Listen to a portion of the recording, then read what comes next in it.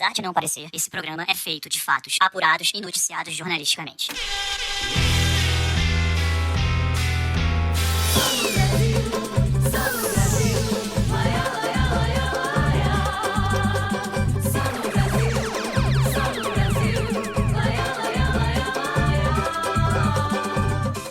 Bem-vindos, queridos colecionadores de esquisitices e fatos insólitos do meu Brasil. Como é que você tá, meu amigo acumulador Pedro Duarte? Estou sempre indo, Vitor, e nunca voltando, né? Tentando sempre ir.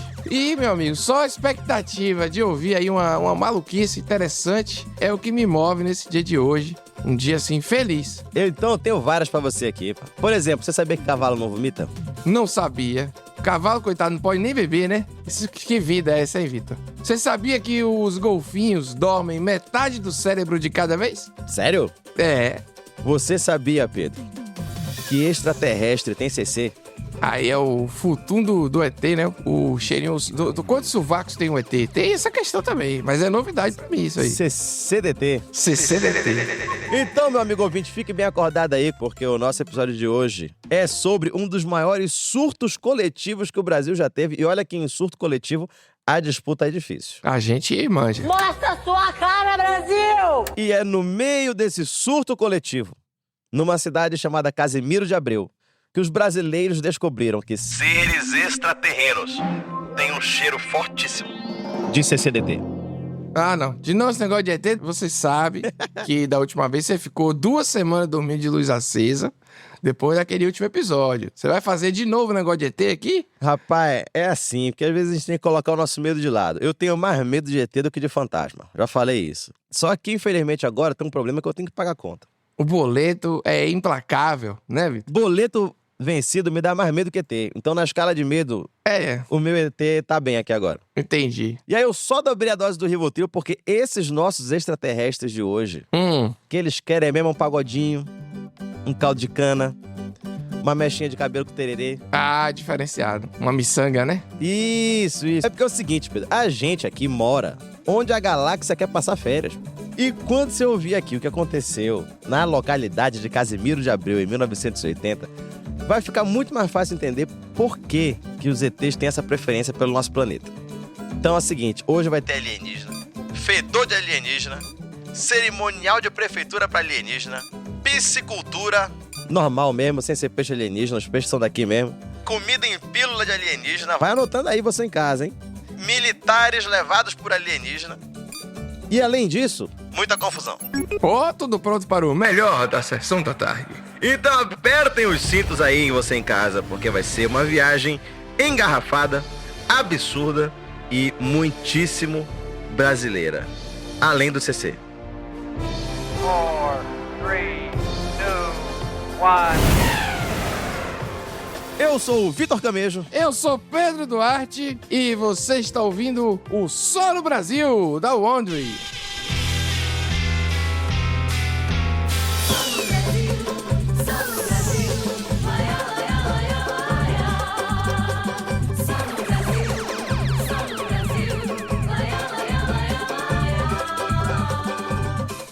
Pedro, imagine um cara enigmático, um cara cativante.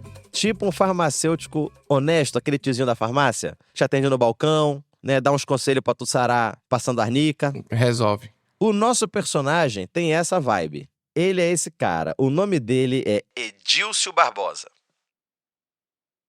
Não tem muito detalhe da vida do Edílcio antes da fama, né? E eu já adianto que a vida dele foi revirada. De cima pra baixo, de por trás pra frente. O Edílcio dizia que ele era de ascendência asiática e que tinha nascido na ilha filipina de Samar, em 1936. O pai dele, segundo o próprio Edílcio, supostamente trouxe ele pro Brasil ainda pequenininho e ele foi criado no Rio Grande do Norte.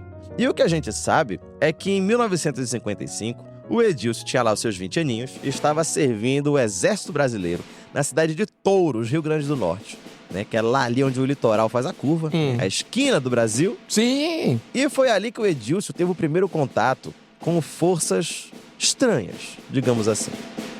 Lê pra gente aí, Pedro, por favor, o que ele contou pra revista O Cruzeiro.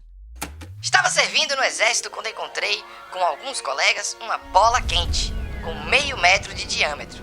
Colocamos a mesma num jipe, mas o motor não funcionou e resolvemos levá-la num jumento até o quartel. O objeto foi embarcado num avião do Lloyd aéreo e explodiu sem explicação. Olha lá, tá vendo?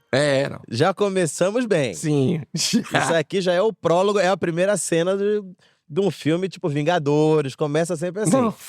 Avião explodindo, segredo do exército. Ai. Dando muito pouca informação também, né? Porque é uma bola quente. Se o cara chega no Pará, eu falo, encontrei uma bola quente, a galera nem ia levar a história adiante. Pô, coitado do jumento, velho. Ele botou a bola no jumento. Pô, que sacanagem. Botou a bola no jumento. E ele não fala. Essa bola quente era feita do quê? Era metal? Era isopor? Flutuava? Mas essa falta de detalhe não compromete a história, porque o segundo contato do Edilson é mais interessante pra mim do que a bola quente do jumento. Nessa época, ele já morava no Rio de Janeiro, né? Estava ali em Nova Iguaçu e já era sargento do Exército Brasileiro. Então, faz aí, Pedro, Edilson, no seu segundo contato imediato, por favor. Estava em meu apartamento em Nova Iguaçu quando apareceu uma mulher chamada Joia, dizendo que era de Júpiter e que tinha vindo para me avisar que, a partir daquele momento, eu seria um mensageiro no seu planeta.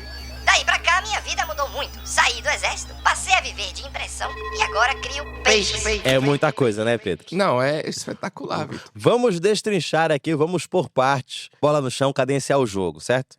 Pra começar, nós temos uma mulher de nome Joia, que aparece no apartamento do nada, te dando uma missão intergaláctica. No contato extraterreno mais informal que eu já vi na minha vida.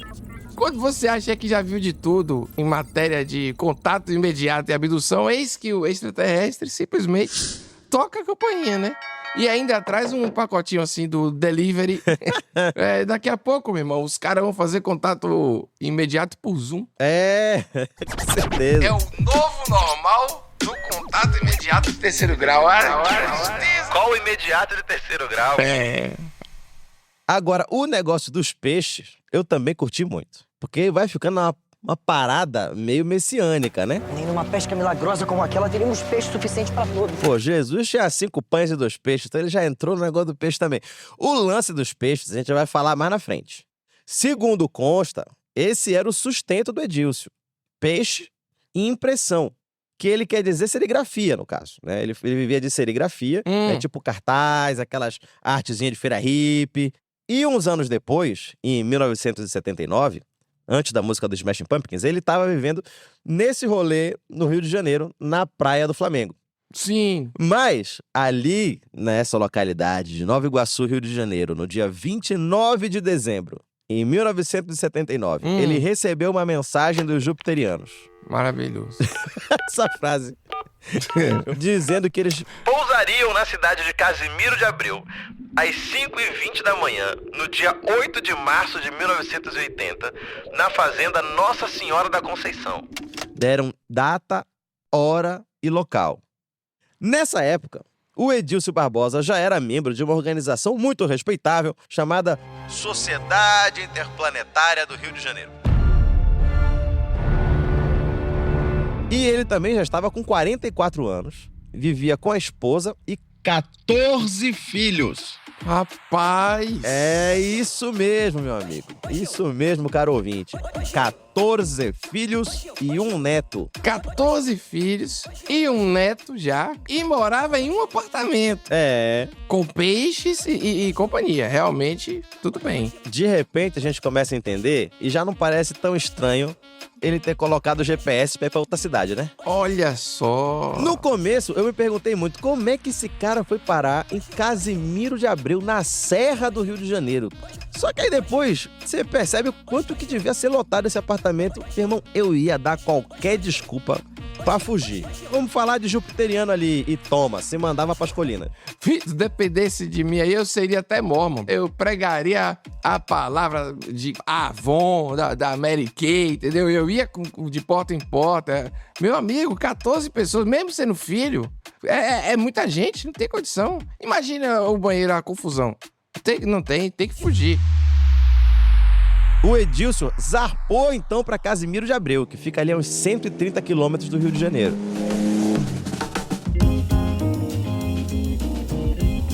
Casimiro de Abreu hoje é uma cidade com um pouco mais de 40 mil habitantes e uma vocação para o ecoturismo. É a cidade natal de um dos mais conhecidos poetas brasileiros que acabou dando nome para a cidade. Só que em 1980, Casimiro de Abreu era bem menor e a região tinha atravessado uma tragédia que ainda estava ali presente, machucando o coração, né? E assombrando as conversas dos moradores. 4 anos antes, em 1976, um helicóptero da Marinha tinha desaparecido durante um exercício militar perto de São Pedro da Aldeia, que fica a 38 quilômetros de Casimiro.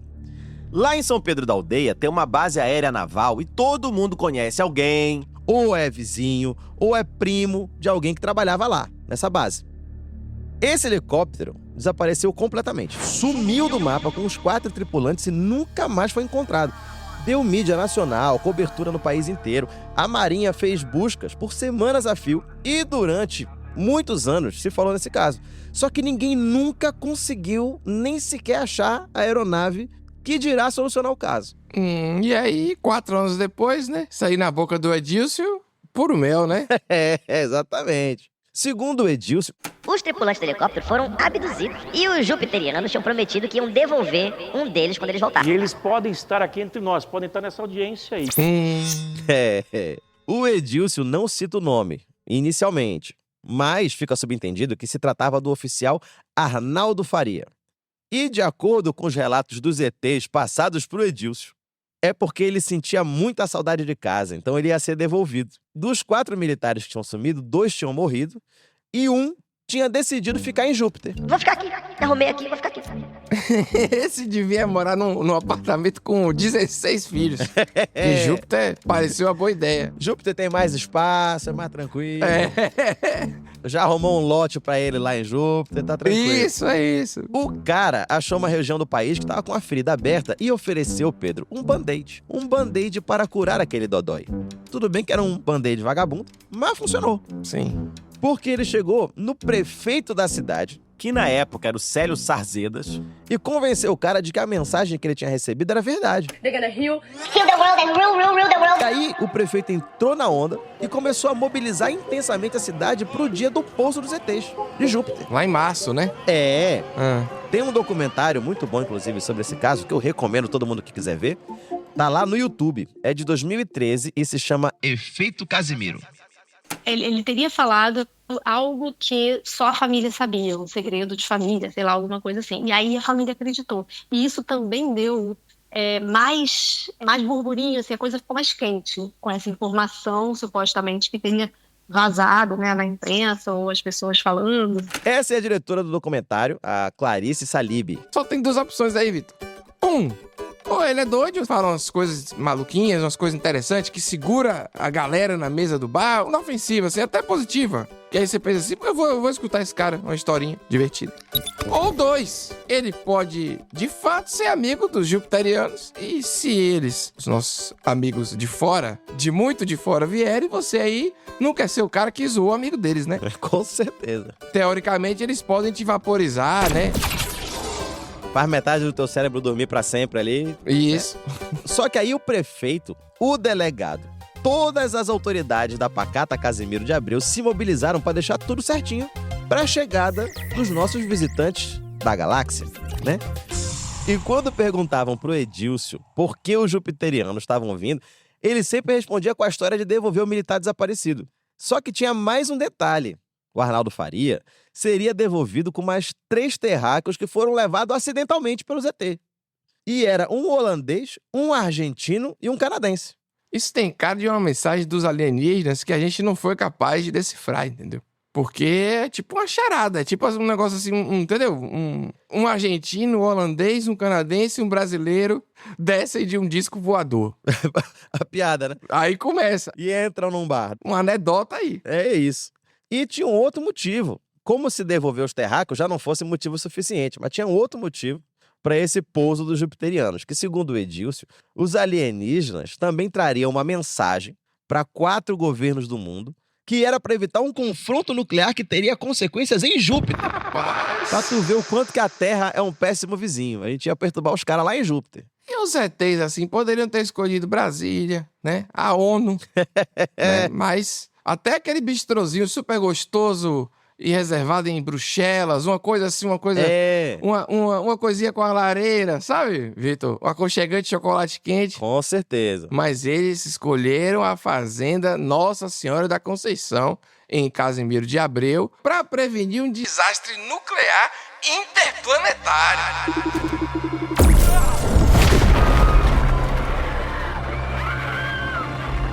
Eu acho que eles queriam evitar lugar muito movimentado, né? Por causa do cheiro que eles exalavam, né? Que assustava as pessoas. A gente tá esquecendo esse detalhe. Oxi. Porque o Edílcio deu uma declaração sobre isso num jornal. Pedro, lê pra gente a questão do cheirinho do ZT. Todos os extraterrenos têm um cheiro diferente, forte, que não se assemelha a nenhum cheiro terrestre. Não fumam, não bebem, alimentam-se à base de pílulas e não morrem, desintegrando-se quando acaba a missão do planeta. Quanto à forma original, não tenho autorização para falar nada, apenas dizer que se apresentam como a gente. Que prova? Ela tem memórias que muitas vezes estão ocultas. Olha que humildade, hein? Eles vêm, gente como a gente, apenas com sua caatinga. Peço desculpa aos jupiterianos aí que se ofenderam aí por eu ter usado a palavra caatinga. Mas eles provavelmente escolheram a fazenda porque aí a bosta de vaca, capim seco, né, o espaço aberto, tudo devia ajudar a disfarçar o CC jupiteriano. Agora eu entendo o militar que quis voltar, né, Vitor? Que deu saudade de casa, pô. A gente sabe que a memória olfativa é muito importante. O que não dá pra entender é o cara que quis ficar lá, pô. Porque o cara tá num lugar que é Júpiter, ou seja, né, complicadíssimo. Com certeza. Lá fede, ninguém bebe, ninguém fuma e a comida é pílula. Isso aí tá errado, esse cara. Difícil. Eu acho que eu preferiria 16 filhos num apartamento, viu, Vitor? Não vale a pena. Só que lá em Casimiro, inclusive, tinha uma comissão para receber os ETs. E os membros tiveram que seguir algumas regras. Por exemplo, 7 dias antes do pouso, não podia comer carne vermelha, não podia beber, não podia fumar. Era só uma alimentação à base de peixes, cereais, legumes, frutas, sucos. E os homens tinham que vestir azul claro e as mulheres amarelo claro também. E ainda por cima, usar bota. Você vê a rigidez da bancada jupiteriana. A bancada do ET vem radical, controlando aí a vestimenta das pessoas. E com todo esse bafafá, que isso aí aumentando, a família do oficial Arnaldo Faria começou a ficar inquieta, né? Conforme o dia do pouso ia chegando. O Edílcio não disse que ele ia mandar só um alô lá de Júpiter, não. Ele falou que o cara ia voltar triunfalmente. Atenção para o ser humano que promete para uma cidade inteira que uma pessoa desaparecida há 4 anos ia voltar de forma triunfante. Esse plot, inclusive, foi claramente chupinado 9 anos depois da novela Tieta, da Rede Globo. E é por isso que muita gente que tava cagando pra essa história de ET no começo começou a prestar atenção. Porque achou revoltante usar uma família que tinha vivido uma tragédia pra ganhar fama. Sim. Quando a missão messiânica do Edílcio começou a causar esse mal-estar na região, rapidinho ele começou a fazer inimigos.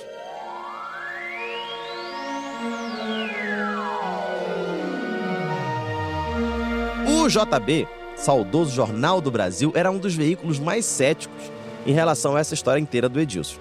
Eles estavam revirando toda a vida do cara e tentando confirmar tudo que ele falava. Um jornalista que fez parte da apuração disse no documentário Efeito Casimiro que eles tentaram muito achar coisas sobre o passado do Edílcio. Né, tentando entender aquele personagem que estava mobilizando um monte de gente para um rolê aleatório desse. Só que eles não conseguiram nada, né, o que só aumentava a aura misteriosa ao redor do Edílcio Barbosa. Por exemplo, a história dos peixes, lá, que eu falei. O Edílcio tinha dito numa entrevista que ele criava peixes numa propriedade em Sabará, né, uma pequena cidade próxima de Belo Horizonte. Ah, então não era no apartamento com os 14 filhos, não. Não. Porque eu tava com essa dúvida. Pra mim, era os filhos e os peixes, entendeu? Aí tava com cheiro de Júpiter já. 14 crianças e peixe? Pô, adolescente? Deus te livre. É difícil. Só que eles não conseguiram confirmar essa informação dos peixes. Nem nos registros das propriedades rurais, nem conversando com as autoridades locais lá de Sabará. Ninguém conhecia e ninguém nunca nem tinha visto um Edílcio Barbosa ali em Minas Gerais. Mas aí a questão é que o povo é mineiro, que o povo é sabiado, né? Não sai falando assim da vida dos outros, entendeu? A não ser que o jornalista entre, né? Tome um cafezinho, um pão de queijo, uma goiabada, toda uma conversa. Aí pode ser que depois assim, Vitor, de umas 14 horas, uma leitura e um pudim, aí sai algo. Mas não é que eles não conseguiram descobrir nada. Eles descobriram, por exemplo, que o Edílcio já tinha contado toda essa lorota de ET em 1979 em Nova Lima, que é uma outra cidade ali perto de Belo Horizonte. E 1979 foi o ano que Edílcio supostamente recebeu a mensagem dos jupiterianos sobre Casimiro lá no Rio de Janeiro, hein? Então, tipo assim, o cara tava com a agenda cheia, o overbook de chegada de ET, tava, tipo, dando problema já. Se liga. Talvez porque ele soubesse que os jornais estavam ali xeretando a vida dele e que iam revelar toda essa história de Nova Lima, no dia 2 de março de 1980, 5 dias antes do Jornal do Brasil publicar a reportagem e uma semana antes da data marcada para o pouso dos ETs, o nosso anfitrião Edílcio foi dormir na fazenda Nossa Senhora da Conceição, lá no local do pouso. Durante a noite, o Edílcio chamou o pessoal que trabalhava na fazenda para dar uma prova de que ele não estava sacaneando todo mundo. E aí chamou geral lá pro pasto. E ele anunciou que ia começar a aparecer uma luz lá no céu. E eis que, do nada, do mais absoluto nada, uma luz muito doida começa a piscar e se movimentar no céu. Olha só, hein? Vai ser sincero assim, né, Vitor? Assim, você falando desse jeito... então. Pô, o cara se esforçou. Vamos ser justos aqui. Vamos ser justos. Exatamente. Ele conseguiu um negócio bacana aí, que foi botar essa luz maluca aí. Segundo, meu amigo, que contando desse jeito aqui nesse podcast, hoje em dia, com tanto de luz de Natal maluca que tem pra vender por aí, eu também acharia que é coisa de picareta. Mas, se sou eu, vamos dizer assim, em 1980... de madrugada, no meio do mato, e o maluco fala assim, vai aparecer uma luz do ET no céu, e aí começa a piscar a porra toda, um negócio estranho, eu acredito. Deus te livre. I want to believe, como diria lá o Arquivo X. Aí, meu amigo, a gente pula pro dia 7 de março, véspera do pouso dos jupiterianos. O Jornal do Brasil publicou seus achados ali sobre a vida do Edílcio, mostrando que ele já tinha falado a mesma história em Nova Lima, que não tinha rolado nada, que o lance dos peixes em Sabará não era verdade, enfim, que não dava pra acreditar no que ele dizia. Mas parece que nada disso foi suficiente pra galera abandonar o barco do Edílcio. Em Casimiro de Abreu, meu irmão, a história do Edílcio pegou igual faísca em palha seca. Nem a matéria do Jornal do Brasil, nem outros veículos de imprensa que tentavam desmontar a narrativa ali do guru de Casimiro de Abreu foram suficientes pra flopar o evento. Casimiro de Abreu virou, então, um verdadeiro imã de maluco. Que frase maravilhosa. No dia antes do pouso, véspera do grande momento, a população da cidade de Casimiro de Abreu aumentou em poucas horas. Os habitantes de Casimiro de Abreu viram a chegada de um número imenso de pessoas para o evento. Segundo uma reportagem do jornal O Globo, mais de 10 mil pessoas. Meu Deus do céu. Velho. O turismo bombou, né? Não podemos negar isso, vamos ser justos. Ó, estratégia aí. Cara. A gente tem que lembrar aqui que em 1980 o Brasil ainda estava sob a ditadura. Mas os anos de chumbo já tinham passado, né? O governo já tinha autorizado a volta dos exilados, estavam dando uma afrouxada na coleira boa, né? As pessoas agora podiam se reunir em público, né? Sem TPM baixando o cacete em todo mundo. Então, meu amigo, qualquer batizada era festa. Certo. Imagina esse elenco, Pedro, reunido para a chegada dos jupiterianos. A gente fala nessas coisas de meio do mato, ET e tudo mais, mas aí imediatamente vem a imagem do quê, Vitor? Do hippie. Né? Aquele clássico do artesanato que faz coisa com folha, faz um chapéu com as folhas assim e vende pra você, Durepox e tal. Aquele porta-incenso de arame. Isso, né? Coisa assim, uma reciclagem que você não imaginava, né? É o diferenciado. Escrevendo o nome do ET no grão de arroz. Isso aí eu acho fascinante, inclusive. Mas aí, você pensa que tem esse efeito que parece depois do fim da pandemia, sabe? Que foi quando todo mundo tava meio assim, o quê? Eu vou? Tava topando qualquer coisa pra sair de casa, sabe como é? Com certeza. Então eu penso assim que, tipo, devia ter muita tiazinha assim com o vestido bonitinho, estampado, né? Ela sempre com com o tiozão de Belina, com um cortador de unha no chaveiro, aquele casal bonitinho que ficou curioso com ET. Tem uma galera que ia... A idosa com cabelo roxo. É um entretenimento, eu acho. Vamos dizer assim. Não era só o pessoal da região, o pessoal só do Rio. Não, pô, foi gente do Brasil inteiro, Pedro. O pequeno município foi invadido por mais de 30 mil pessoas. Saiu ônibus de Belo Horizonte, de São Paulo, da Bahia. Caravana. Meu irmão, Marte, Saturno, foi uma coisa de maluco. E ainda era dia 7, né, véspera do pouso.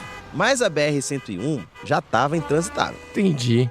O trânsito começa a pesar quando tu tá no trânsito e do nada surge um cara vendendo água. Vendedor de água e de guarda-chuva. Isso. Eles têm um super poder. Porra, 1980 já tinha um maluco com um balãozinho do Pikachu passando no meio dos carros assim. Tinha, é.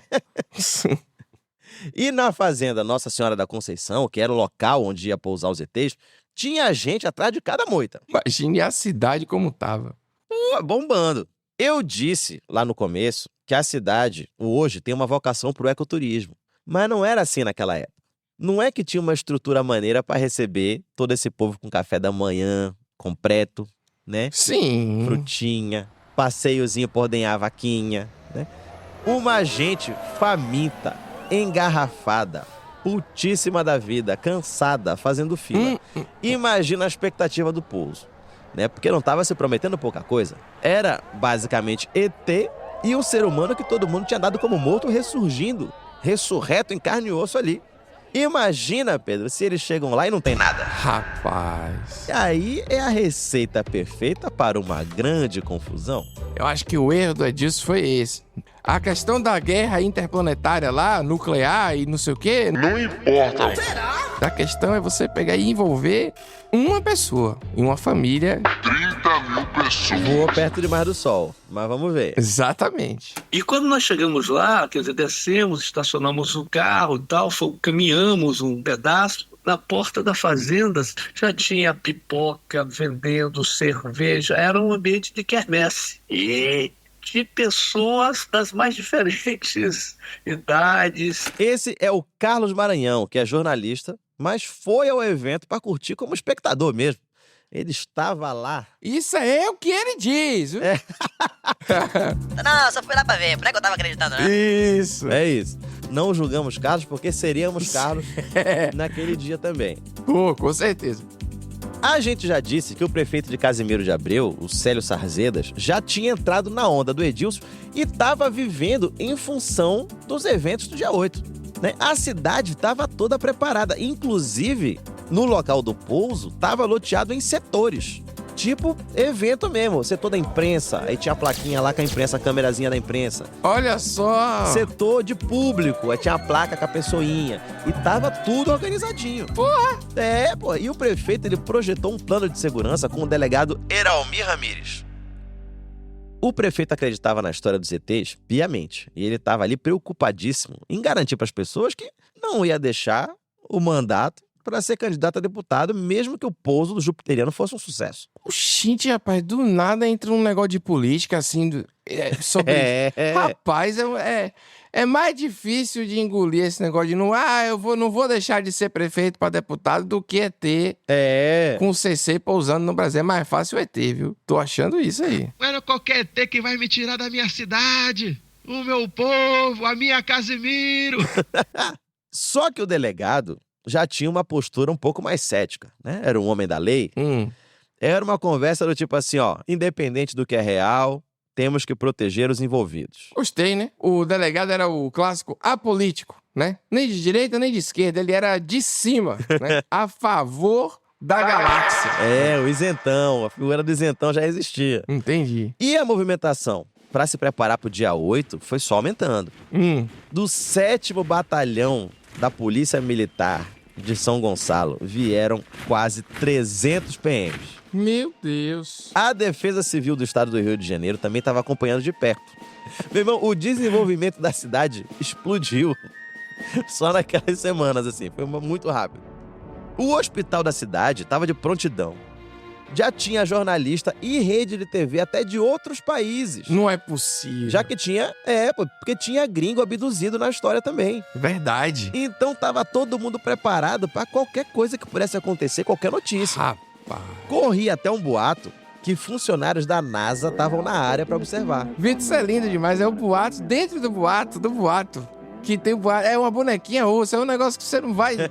São camadas, é uma tangerina de boatos, ou mexerica, depender. Só melhora. E o foda é que, tipo assim, as TVs estrangeiras todas identificadas, mas a NASA não. Porque tem que ser, a NASA tem que ser uma coisa meio boato, meio... Fingindo que não tá ali, tem uma imagem a zelar, né? Tem que ter um mistério. A prefeitura já estava com todo um esquema de cerimonial para os extraterrestres, né? Obviamente. Porque não tem nenhum evento no universo que não possa ser destruído pela chatice de um cerimonial de prefeitura, né?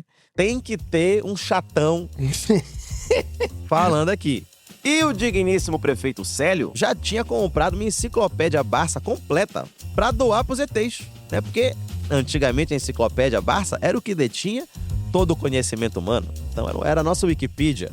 Verdade. Então ele ia chegar e entregar como oferenda todo o conhecimento do ser humano. Também estava nos planos um desfile em carro de bombeiro, com os ETs. Não é possível. Um café da manhã, certo, ali com o melhor do que o Brasil tem pra oferecer. Ah, não, o ET ia ficar fascinado com isso. Eu, se fosse ET, eu mudava pra cá na mesma hora. Eu só lamento que eu não estava lá. Faltou também uma obra da prefeitura pros ETs inaugurarem. Uma fitinha vermelha pra eles cortarem, sabe? Uma escola, um poste, um hospital. E assim, Casimiro foi virando uma loucura. E pra piorar, no dia 8 de março de 1980, estávamos num sábado. Então, sexta-noite, todo mundo da região deve ter considerado o programa do fim de semana, porque geral vazou pra Casimiro de Abril. Só ia chegando gente, de todo jeito.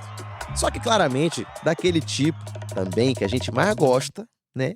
Que é o jovem. Ah, não. Isso ninguém contava. Jovem, eu sou contra. Foi chegando jovem também. Aquele clima. Ô, disco pode descer! Que o 37º semestre de Sociologia da Unicamp 1980 não tem medo de morrer! Coisa assim, né? Exatamente. E aí, meu amigo, essa gostosa bagunça estava armada. O primeiro evento hipster do mundo talvez tenha sido ali. Maravilhoso.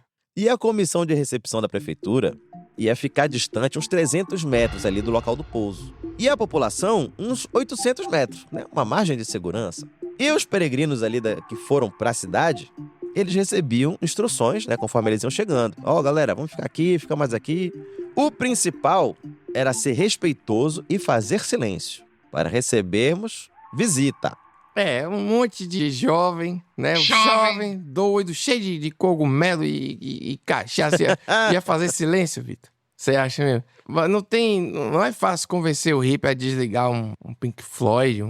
Tava no final dos anos 70 ali, pô. Isso aí tava no auge da loucura ainda. Viva a sociedade alternativa e tava ali todo mundo. Exato, pronto. Pô, Raul Seixas estourando na época, Pedro. Ou seja, muito difícil controlar todo mundo ali, né? Sim. Com certeza, porque, pô, durante o dia, impossível. Tava um calor desgraçado, com certeza. O rio que passa ali perto, né? Chamado Aldeia Velha, já tinha virado o point dos peregrinos. Pô, o rio sofreu, viu? Ô, meu amigo. Duplicou a população da cidade, mais do que duplicou de uma vez só, coitadinho. E aí, meu amigo? Fim dos anos 70. Expectativa pra chegada de ET. Um riozão bonito. Calor. Um monte de hippie. Faz o quê? Nada peladão? Nu? Claro. Claro. É isso. Nada peladão. Já tava a rapaziada, todo mundo pelada no rio, nadando. Obviamente nem todo mundo topou, né? Mas segundo uma reportagem, teve até um casal que se animou mais do que a maioria no rio. São os hormônios, né? A gente não tem como se controlar. Não tem. É isso. E lá pelas tantas, no começo da noite já, eu acho que eles conseguiram acalmar os ânimos, né? A água gelada do rio já deu uma acalmada, a galera ali feliz. E tinha também uma grande quantidade de acalmadores de ânimos ali entre os peregrinos da cidade. Por acalmadores de ânimos, eu quero dizer aquela marola, né? Aquele cigarrinho de artista que estava ali, né? Pra abafar o CC jupiteriano. E parece que era tanto, mas tanto, que a polícia não conseguiu reprimir e largou de mão. É melhor se você ter que escolher sua batalha, né, Vitor? Vamos concentrar aqui no sexo em local público, né? Acidente de trânsito, gente passando mal pelo calor, sei lá o quê, eventuais furtos ali do orelhão. Orelhão é um lugar bom pra furtar. Não, o Beck nessa hora era o lucro. É isso. A polícia era a arma que... Não, deixa acalmar, deixa a galera chapar o coco aí tranquilo. A polícia devia estar retada, viu, velho? Todo o trabalho por causa de ET. É brincadeira. Já não tem o trabalho do estado, da cidade pra poder ter que cuidar de ET. Então, e dá pra ver pelo documentário que tem uma hora que a galera dá uma sossegada. Realmente, assim, pô, a energia dá uma baixada e tal. 4h20 da manhã, provavelmente, né? E aí, cara, faltava 1 hora pro pouso. Tu vê que a galera já tinha queimado largada já. Já tava todo mundo. já. Faltava 1 hora pro pouso. E a galera foi ficando mais concentrada, mais na expectativa. O momento tava chegando. No documentário, um cara conta que perto da hora marcada pro pouso, o silêncio era tão grande e a concentração tão alta que um pássaro passou voando e cantando e todo mundo aplaudiu o pássaro. Maravilhoso. Pô, isso aí Eu acho que isso não é concentração, não. Tem outro nome isso aí, mas... Maconha. Às vezes o pássaro é um sinal. E aí a gente aqui tava lá e a gente não sente, Vitor. A gente fica aqui julgando, mas não sente. Isso aí equivale a aplaudir o pôr do sol. Com certeza. Isso aí é a famosa vibe indescritível. Que vibe indescritível, meu! Isso aí... Rapaz, isso aí podia ser uma capa de agenda, hein? Ou seja, o pessoal já com tanta vontade de ver alguma coisa voando, mesmo que tava aplaudindo até peido de cabrito. Certo. E aí, bateu às 5h20 da manhã. E cadê ET? Ih, rapaz. Cadê Jupiteriano? Cadê o oficial da Marinha que ia aparecer? Sim. E aí, beleza, né? Mas a gente tá no Brasil. Então o que a galera fez? Deu uma tolerância de mais 15 minutos. O atraso elegante. Que a gente sabe que tem. Entendeu? Já olharam pro outro e falaram assim, não, galera, pô, não vamos levar ferro e fogo também. Isso, pô, já saiu de casa, né? Já tá ali, já teve aquele trânsito todo. Com certeza. E a galera esperou mais um pouquinho. Todo mundo ali, apinhocado na colina, que dava uma vista boa pro pouso, né? Aí, pô, será que a decolagem atrasou? Né? Pode ter sido o clima. E aí o tempo vai passando. Aí alguém já chegou falando, eu vi ali na fila da moita do banheiro que teve chuva de meteoro em Saturno hoje, hein? Ah, entendi. Tem isso. Acho que atrapalhou, né? E nada do ZT chegar. E aos poucos, a galera vai desanimando. Você vai vendo o brilho no olhar apagando. Certo. Tá raiando o dia, tá ficando claro. E não vai pousar não, galera. E aí? Para as milhares de pessoas que estavam ali, foi um pouco frustrante. O cara prometeu o disco voador. Como é que não entrega disco voador? Porra! E aí, meu amigo, os ânimos começam a se exaltar. E se exaltar depressa. De repente, já tinha os PMs cercando o Edilson, porque o público tava começando a fazer ameaça. Meu Deus, o povo! A PM tirou o cara e jogou. Aí, toma aí, ó. Todo mundo de ressaca, furioso pra caramba no dia seguinte, né?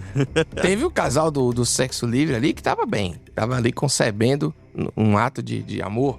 E a galera da farra também devia estar tranquilo, né? Porque tipo assim, beleza e tal. Mas a galera, tipo assim, que acreditou, né? Os hippies, assim, a galera mais do alienígena mesmo deve ter ficado pistola. Então. E pra justificar o bolo que os jupiterianos deram, o Edilson chamou a imprensa e disse que a nave teria confirmado o pouso à meia-noite por meio de luzes e sons. Só que na hora H, ela desistiu porque tinha 40 pessoas deitadas na área delimitada pro pouso. Aí é brincadeira, hein? A culpa foi do povo. O povo que não seguiu os protocolos de segurança do ZT. Aí não tinha como fazer uma baliza, né? Não tinha não tinha uma câmerazinha assim de ré na época, não? E o rapaz que ia voltar, que queria... O militar. Devia estar esperando há 4 anos o militar. Já tinha o apocalipse nuclear. Tinha muita coisa ali pra ser respondida. Tudo isso por causa de uma baliza? Então. Agora se liga naquele momento curva maluca, né? Que vem de brinde com algumas histórias que a gente conta aqui. Depois de falar com a imprensa, o Edilson chamou um jornalista no privado e falou, cara, que era fato que os jupiterianos não iam pousar por causa da galera que tava deitada lá. Porém, os extraterrestres tinham uma mensagem pra ele, Edilson, só pra Edilson, pessoal CPF. E o Edilson Barbosa, o filipino misterioso que cria peixe e vende cartaz e mora num apartamento com 149 mil pessoas, Os jupiterianos disseram que o Edílcio ia perder a perna esquerda dali a alguns meses. E depois ia perder a perna direita e depois ia morrer. Meu Deus do céu. Essa é a mensagem que eles tinham mandado pra ele. Foi pra não perder a viagem? Tipo assim, atravessou a galáxia toda, cheia de buraco negro, um trânsito ali na nebulosa Centauri 4, que chega aqui e não dá pra pousar. Aí... Pode, só não vai dar não, bicho, mas ó, fique ligado aí que você vai perder. Você vai perder as duas pernas e depois vai embora, viu? Vai morrer. Botou um pé na cova de cada vez. No jornal O Fluminense, do dia 10 de março de 1980, aparece uma frase de uma mulher identificada como Madame Pérola. Ah, claro que tem. É outra joia, né? A Madame Pérola não deu o nome real, obviamente, mas ela era colega do Edílcio na Sociedade Interplanetária do Rio de Janeiro. E, em defesa do colega, ela disse, abre aspas, lê aí pra gente, Pedro, por favor. Deixem ele em paz, ele não teve culpa de nada. Quando se marca um encontro e o amigo não vem, a gente tem culpa?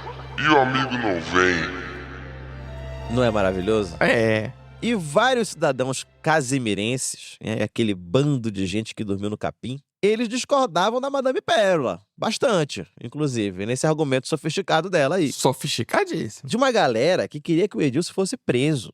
Teve gente que queria ele processado. Tinha gente que queria ele arrastado por cavalos, forçado a ouvir o traje a rigor. Meu irmão, só as maiores atrocidades. É a famosa turba furiosa. A multidão fora de controle, correndo atrás do cara com as tochas na mão, pegando fogo, né? É isso. A fúria dos populares. Entendi. O delegado disse que podia dar um enquadro nele por perturbação à ordem pública, mas acho que foi só da boca pra fora, porque lembra do empenho dele em ajudar na recepção do negócio? Provavelmente ele deve ter visto que as pessoas já estavam saindo de casa com os tridentes, já construindo uma grande fogueira na pracinha da cidade. Então era melhor dar uma segurada na fúria popular ali naquele momento. E aí ele falou que ia averiguar. E tá averiguando até hoje. Edílcio ficou numa nice, relaxado. Rapaz, mas aí não ia adiantar nada prender o cara, né? Não ia, a cidade já tava toda... É isso. Uma lama, um negócio absurdo, então... Bola pra frente. Exatamente.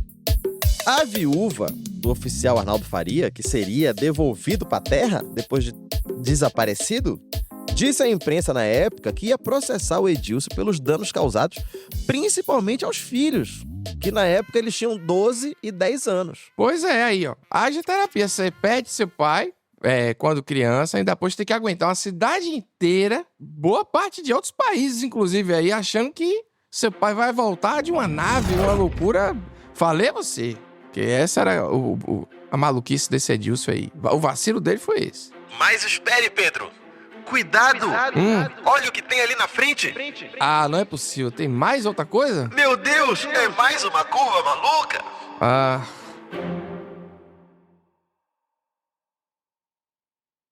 Em 2 de dezembro de 1980, exatamente 7 anos antes do nascimento deste que vos fala, no dia do meu aniversário, o Edílcio Barbosa voltou aos jornais, Pedro. Pois ele deu uma entrevista falando que os extraterrestres tinham levado uma perna dele embora. Ah, pronto. Ou seja, ele realmente tinha perdido uma perna, como ele tinha previsto. Mas não é previsto, foi um aviso. Aí o extraterrestre voltou e arrancou a perna dele. O Edílcio falou que isso tinha acontecido quando ele estava em missão em Jacarepaguá para se encontrar com uma moça chamada Silvia. Ela estava recebendo mensagens telepáticas de extraterrenos e precisava de esclarecimentos.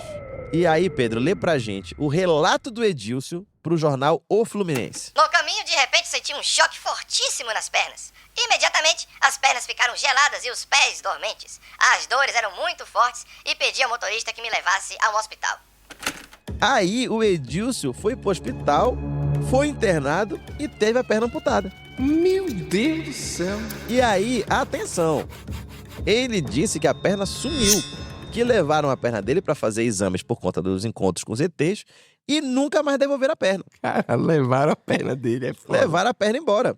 Ele ficou revoltado e ele responsabilizou uma organização chamada Arca pelo sumiço da perna. Segundo o Edílcio, essa organização funcionava numa galeria no Leblon e era financiada por uma grande potência estrangeira que ele não sabia dizer qual. Rapaz, é impossível não amar ser brasileiro, Vitor. Mas espere, tem mais. Não é possível. O Edílcio ainda dizia que estava sendo perseguido por várias potências mundiais, né? Isso porque ele poderia falar tudo que sabia sobre o que aconteceu em Casimiro de Abreu, né? Coisa pesada que envolveria União Soviética, Estados Unidos, a CIA e tudo mais que é de bom. Se você soubesse o que aconteceu, você ficaria enojado, né? Exatamente. Como diria aí sobre a Copa de 98. Até hoje a gente não engole essa. É brincadeira. E no fim, sabe o que era, Pedro? Diabetes. Pelo Porque poucos meses depois o Edílcio teve a segunda perna amputada e morreu. Eu estou aqui perplexo. Que coisa horrível. Tudo que ele falou que ia acontecer, aconteceu. Meus parabéns. E o Edílcio realmente tinha diabetes. Morreu naquele esquema meio descredibilizado, meio calabresa, sabe? Muita gente achando que ele era doido, mas também tinha uma galera que tinha certeza que ele tinha alguma coisa nebulosa. E aí, esse segundo grupo ganhou o braço de ferro. Quando uma misteriosa mensagem deixada por Edílcio se concretiza depois da sua morte. Quando o Edílcio chamou o jornalista de canto lá, depois da coletiva do pouso cancelado, lá em Casimiro, ele contou que tinha recebido uma mensagem dizendo da perda das pernas e da própria morte. Lembra? Sim. Então, mas ele disse também que ele ficaria provado que tinha tido, sim, movimentação e um quase pouso em Casimiro de Abreu, quando os ETs aparecessem de novo. E isso iria acontecer pouco tempo após a morte dele e seria na região entre Rio Bonito e Silva Jardim, que é tudo ali meio perto de Casimiro de Abreu. E mais uma vez o tempo passou. Algumas pessoas se esqueceram, outras duvidavam, mas alguns anos depois da morte do Edílcio, luzes começaram a surgir no céu da região que ele tinha apontado. E ponto após ponto, né, aos poucos, formando uma imagem no céu. Dá uma olhada aqui, Pedro. Me fala, o que parece pra você isso aqui? Tipo uma seta? Aham. São 6 pontos formando um M, um V. Parece um negócio de OVNI, né? Se você olha assim no monitor VGA em resolução 420, dá pra cravar, Vitor, que é um ET, entendeu? Uma linda mensagem do Edílcio, que provavelmente estava pilotando essa nave louca. E provavelmente eram feitas do mesmo material da bola do jumento lá do começo. Bola quente. Colocamos a mesma num Jeep, mas o motor não funcionou e resolvemos levá-la num jumento até o quartel. É verdade. Eu sei, cara, que o final do Edílcio foi cheio de mistério. Mas a principal questão pra gente aqui é: por que os extraterrestres não levaram nem a Barça, nem a chave da cidade? Não pediram pra embrulhar um salgadinho de festa da prefeitura? O pessoal nem descer, pegava pra viagem. Que desfeita, né, Vitor? Pô, deselegante. Um atraso de vida nada. Os caras deviam estar loucos pra dar uma variada nas pílulas, provar algo novo. Pô, imagina, Vitor, a explosão de sabor de uma tubaína morninha num paladar de um ET que tá acostumado com pílula.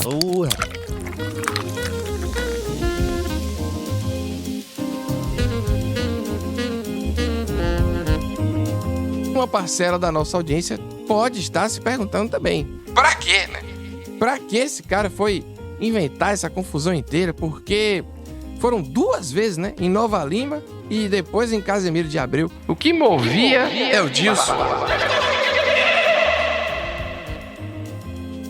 Então, você tem que ver que era o Brasil dos anos 80, cara. E ali era o puro suco de doideira batida com anfetamina no liquidificador Arno. Arno, verdade. Marrom. 3 velocidades.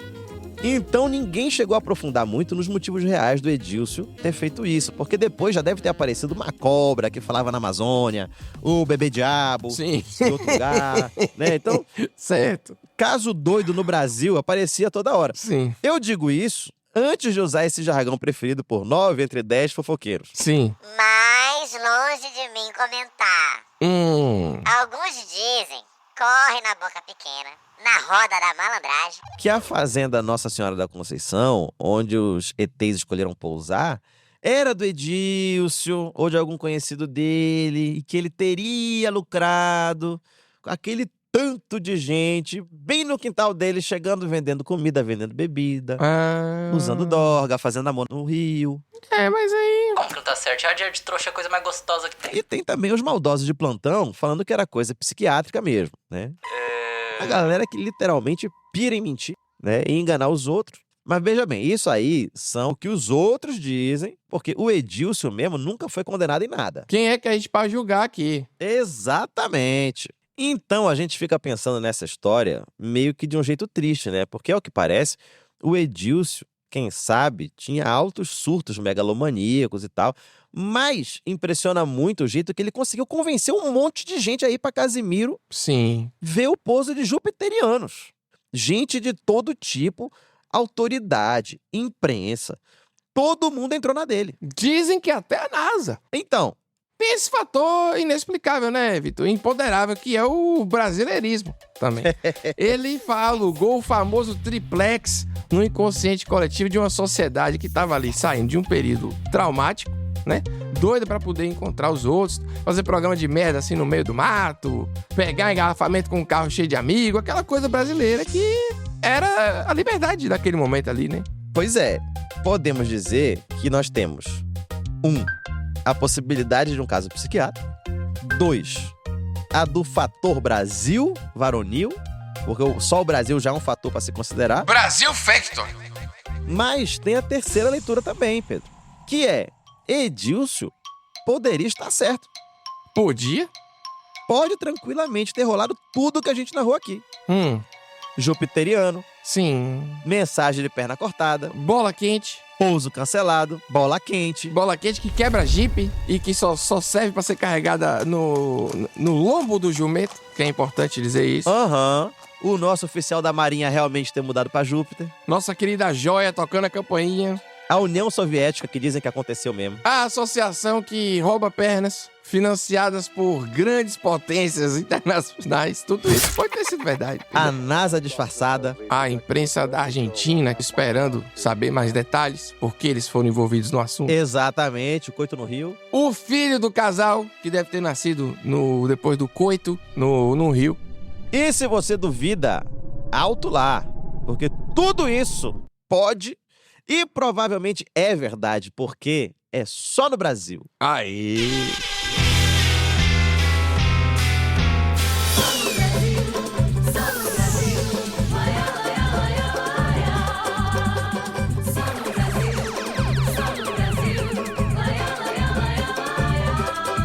Aqui vos fala Vitor Camejo e a gente se vê na próxima semana com mais conhecimento e brasilidade. E aqui é Pedro Duarte e a gente te espera no próximo episódio. Só no Brasil é um podcast da Wondery com produção da Pipoca Sound e apresentado por Pedro Duarte e Vitor Camejo. A direção é do Afonso Capelaro. A finalização de roteiro é do Afonso Capelaro, com comentários meus e do Pedro Duarte. O roteiro é do Daniel Castro. A pesquisa é da Sara Stopazoli. A edição de som é feita pela Betina Calmon e Eduardo Keller. A música original, desenho de som e mixagem são da Betina Calmon, do João Jabassi e do Luiz Rodrigues. As artes são feitas pelo Luiz Rondinelli. A checagem é da Thaís Mandarino. O clearance é do CQSFV Advogados. Esse episódio teve a participação de Clarice Salibi e do jornalista Luiz Carlos Maranhão. Pela Wondery, a produção executiva é de Fábio Silveira, Jéssica Redburn e Marshall Louie. A produtora associada é Giovanna Romano Sanches.